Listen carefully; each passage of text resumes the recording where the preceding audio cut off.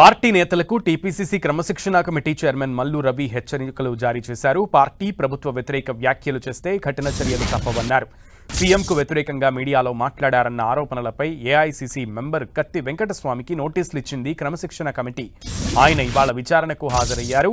విచారణ అనంతరం పార్టీ శ్రేణులకు, నేతలకు కీలక సూచనలు చేశారు మల్లు రవి. పార్టీ అంతర్గత విషయాలను మీడియా వేదికగా మాట్లాడితే సుమోటోగా చర్యలు తీసుకుంటామని వార్నింగ్ ఇచ్చారు. ప్రభుత్వంపై ప్రతిపక్షాలకు విమర్శలు గుప్పిస్తున్నటువంటి సమయంలో అంతా ఐకమత్యంగా ఎదుర్కోవాలన్నారు మల్లు రవి.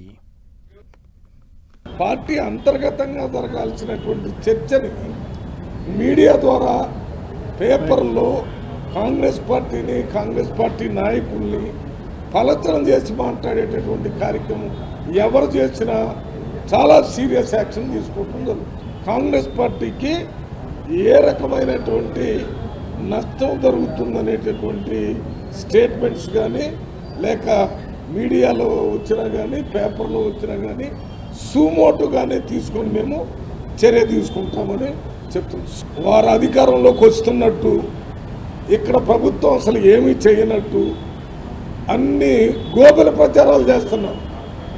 ఈ గోబెల ప్రచారాలని కాంగ్రెస్ పార్టీ ఐకమత్యంతో ఎదుర్కోవాల్సిన సమయం ఆసన్నమైంది. ఎవరికి వారే నాకేమి పట్టదు అన్నట్టుంటే వాళ్ళ ఆటలు మరీ పెచ్చుమీరిపోతున్నాయి. ఈ పరిస్థితుల్లో మనం అత్యంత జాగ్రత్తగా ఐకమత్యంతో,